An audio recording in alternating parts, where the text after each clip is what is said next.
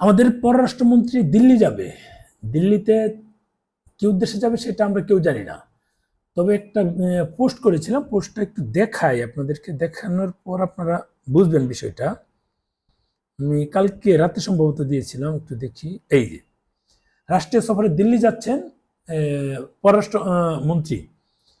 এখানে অল্প কয়েকটা কমেন্টস এসেছে, বেশি আসেনি, অল্প কয়েকটা কমেন্টস। সেখানে কি বলা আছে একটু দেখি।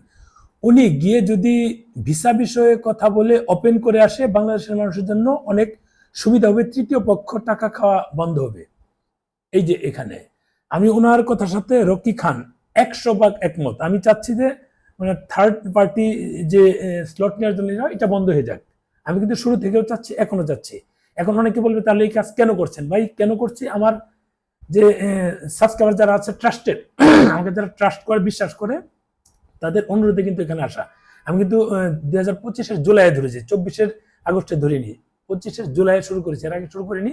কারণ আমার সাবস্ক্রাইবার অনেকে আছে, ফলোয়ার অনেকে আছেন, তারা অন্য জায়গায় টাকা দিয়ে ধরা খেয়েছে, ধরাকে টাকাও পায় না, ওদের কানেক্টিভিটি হয় না। এই কারণেই মূলত তারা এই মানে আমাকে বারবার অনুরোধ করছিল যে ভাই আপনি শুরু করেন। এখান থেকে কিন্তু শুরু করা, আর কিছু না। এখন উনি আচ্ছা, এটা যেহেতু উনি এটা বলেছে, আমি কিন্তু তখন থেকে বলছিলাম যে আমাদের এই স্লট যে বাণিজ্য সেটা বন্ধ হোক। স্লট বাণিজ্য বন্ধ হলে বহু মানুষের কোটি কোটি, 17 হাজার হাজার কোটি টাকা সেভ হতো অনেক মানুষের। এরপর একটা বলেছে উনি যেন ভিজিট ভিসার কথা বলেন। দেখুন, উনি যেন ভিজিট ভিসার কথা বলেন। দেখুন আমি একটু দেখাই, এই যে ভিজিট ভিসার কথা বলেন। এরপরে আরেকজন বলেছে ঘুরতে যাওয়ার জন্য ট্যুরিস্ট ভিসার অপেক্ষায় আছি ইনশাল্লাহ। মানে সবাই কিন্তু পজিটিভ মন্তব্য করছেন। ট্যুরিস্ট ভিসা খোলা বিষয়ে উদ্যোগ গ্রহণ করা হোক। এমডি আরিফ আহমেদ মল্লিক, আরেকজন হচ্ছে কাজী মূল Sheikh. We want India visit visa update দিতে থাকুন স্যার। আচ্ছা, ট্যুরিস্ট ভিসা ভিক্ষা চাই, এটা অতিরঞ্জিত বলা। দিল্লিকে সাহায্য কি সাজানো হোক, দিল্লিকে সাজানো হোক বা ব্রাচোর, আর এটা নেগেটিভ ভাবে বলছে। যাই হোক, ভিসা চালু করে দিলে তো হয়, ভিসা চালু করে দিলে তো হয়, টুরিস্ট ভিসা স্বাভাবিকরণে বিষয়ে কথা বললে ভালো হয়।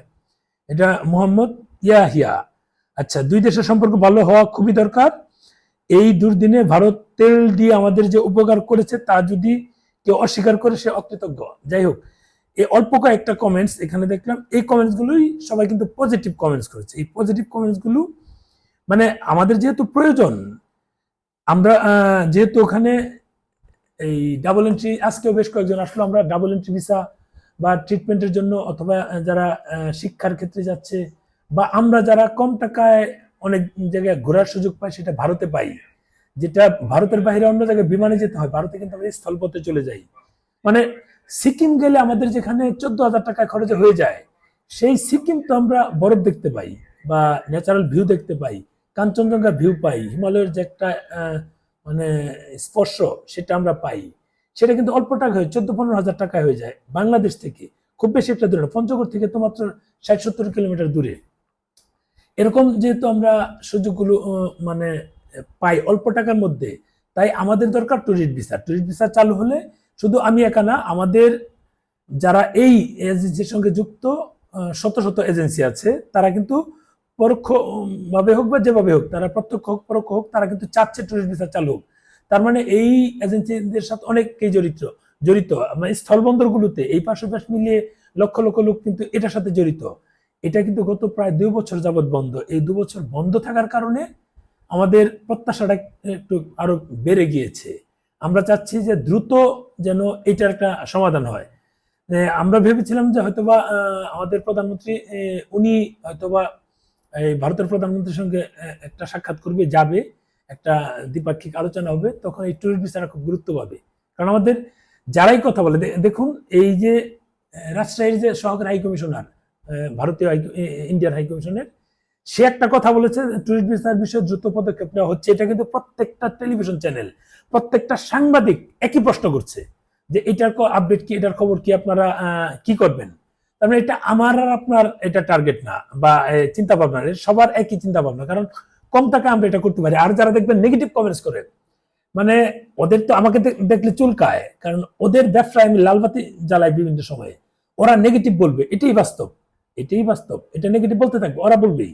মানে আমি বলেছি ভারতের টুরিস্ট ভিসা অমুক দিন খুলবে, এটা হচ্ছে তাদের কথা। মানে নেগেটিভ ভাবে কিভাবে বলা যায়, তারা কন্টিনিউ এটা বলে যে আমি অমুক দিন বলেছি ভারতের টুরিস্ট ভিসা অমুক দিন খুলবে। এই যে এখানে কিন্তু এই ভিডিওতে বললাম যে উনি কিন্তু তারা বলেছে, তারা একটা আপডেট দেয়, সেই আপডেট গুলো আমরা আপনাদেরকে জানাই, অনেকে ওটা দেখার সুযোগ পায় না, সেটা কিন্তু আমরা বলি। এটাকে বলছে যে আমি বলেছি অমুক দিন হবে, আমি বাটপার, আমি মিথ্যা বলি, এরকম হচ্ছে মানে বিষয়। যাই হোক, এখানে এখানে যেটা আমাদের হচ্ছে যে আমরা চাই টুরিস্ট ভিসা চালু হোক, টুরিস্ট ভিসার যেন অ্যাভেলেবেল হয়ে যায়, যে স্লট বাণিজ্য যেটা আছে সেটা যেন বন্ধ হয়, সেটা কিন্তু আমাদের প্রত্যাশা। এখন জানি না আমাদের পররাষ্ট্রমন্ত্রী গিয়ে ভারতের পররাষ্ট্রমন্ত্রীর সঙ্গে কি আলোচনা করবে, আলোচনাটা যেন ফলপ্রসূ হয়, আমাদের জন্য পজিটিভ কিছু হয়, সেটা আমরা প্রত্যাশা করছি।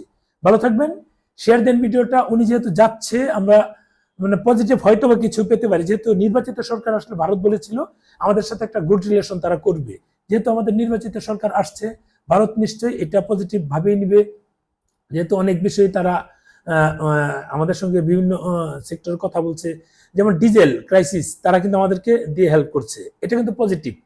মানে এই মুহূর্তে এটা কিন্তু খুবই ক্রাইসিসের মুহূর্ত। এই সবকিছু মিলিয়ে যেহেতু তারা আমাদের দিকে পজিটিভ, আশা করি টুরিস্ট ভিসার পজিটিভ কিছু উনি যেন আনে আমাদের জন্য অন্তত হলেও।